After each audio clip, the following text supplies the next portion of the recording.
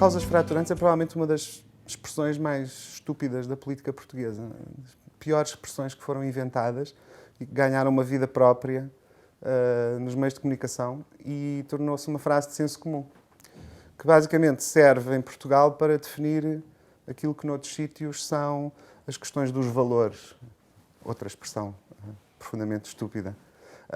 E creio que cumpre duas funções terríveis. Uma delas é distinguir entre uma área da atividade política que seria inquestionável e uma área da atividade política e do debate político onde poderia haver grandes divisões. E com dois problemas para os dois lados.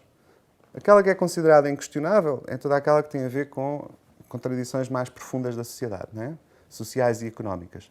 Portanto, não são fraturantes, logo não se questionam, são naturalizadas.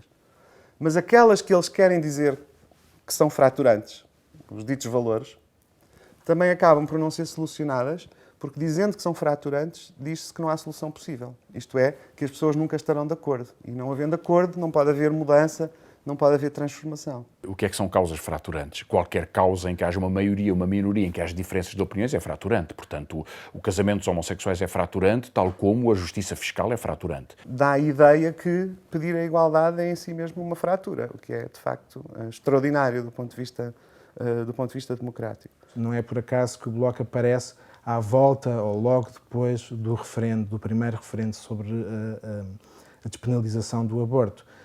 Esta ideia de que o Partido Socialista não estava preparado para defender essa agenda, que o Partido Socialista era conservador desse ponto de vista e que se encontrava dividido, vem suscitar esta necessidade e essa oportunidade para o Bloco vir defender essas posições. 3 anos depois de um referendo, é tempo de se fazer um balanço e de compreender que o crime está na lei, o absurdo está na lei e que a sociedade portuguesa tem que finalmente virar-se ao respeito por direitos das mulheres, por critérios de saúde pública, respeitando todas as convicções. Qual vai ser a proposta política do Bloco para resolver o problema do aborto em Portugal? E resolvê-lo como? Resolvê-lo criando uma maioria social em torno da necessidade da mudança de uma lei penalizadora.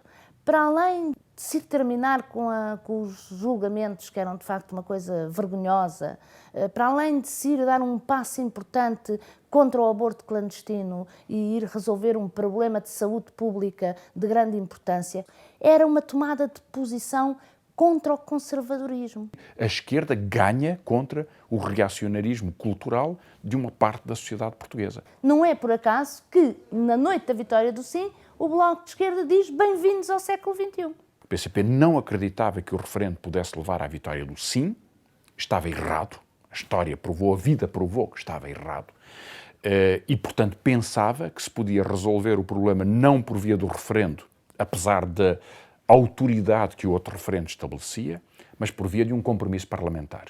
Na verdade, é uma posição sem nenhum tino, porque não seria possível levar uma maioria parlamentar, e acabou por ser o Parlamento a votar a lei, com quase todos os deputados do PS, e uma boa parte dos deputados do PSD, nunca eles votariam neste número uma lei, porque os do PSD não votariam, e havia pelo menos 30 deputados do PS que estavam comprometidos a nunca aprovar a lei se não tivesse havido referendo. Sr. Comandante, de novo, Francisco Louçã, queria que me esclarecesse, visto que consideramos ilegal a decisão que nos comunicou, quais são as consequências e a ação tomada pelo seu navio, no caso do Born Deep, entrar nas 12 milhas territoriais. Que o nosso mar territorial é mar com princípios.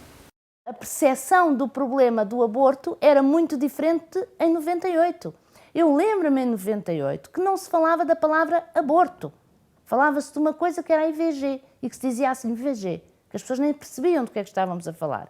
Centrámos a nossa campanha de que as mulheres não podiam ser julgadas. Os julgamentos sensibilizaram muito a sociedade portuguesa. Vamos decidir se continua ou não uma imposição de perseguição e de prisão de uma mulher que seja condenada por ter abortado, e era isso que nós queríamos que ficasse claro. Distribuímos flores porque queremos que na sala de audiências as mulheres saibam que olhos podem procurar na altura em que lhes for ditada a sentença e escolhemos uma Margarida porque evidentemente Margarida é nome de mulher e era essa a presença que nós queremos marcar. Tínhamos que criar uma divisão emocional no país, em que estivessem só do lado do não aqueles que achassem que, sim senhor, a mulher tinha que ser perseguida para podermos ter do outro lado a enorme maioria da população.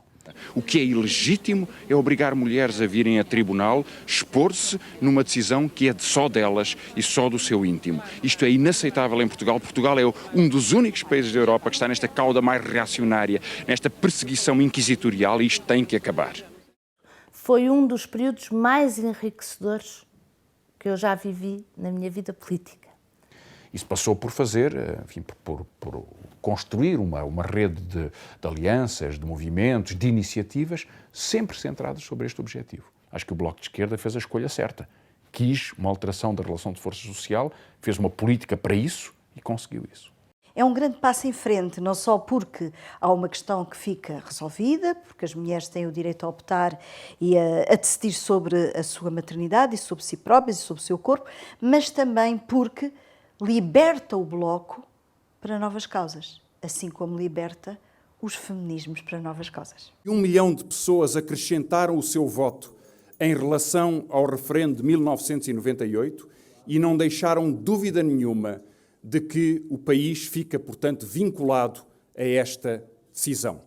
Eu acho que é claríssimo se nós pensarmos no que era a discussão, do aborto, por exemplo, no final dos anos 90, no que era a discussão das questões LGBT, ou nos termos da discussão sobre diversidade étnica, identitária, religiosa, imigração, etc., se pensarmos nos termos do discurso no final dos anos 90 e agora, caminhar para os finais da primeira década do século XXI, vemos que há uma diferença muito grande. A cannabis é uma alternativa terapêutica que já é utilizada em tantos países e nós perguntamos porque é que aqui ainda não é.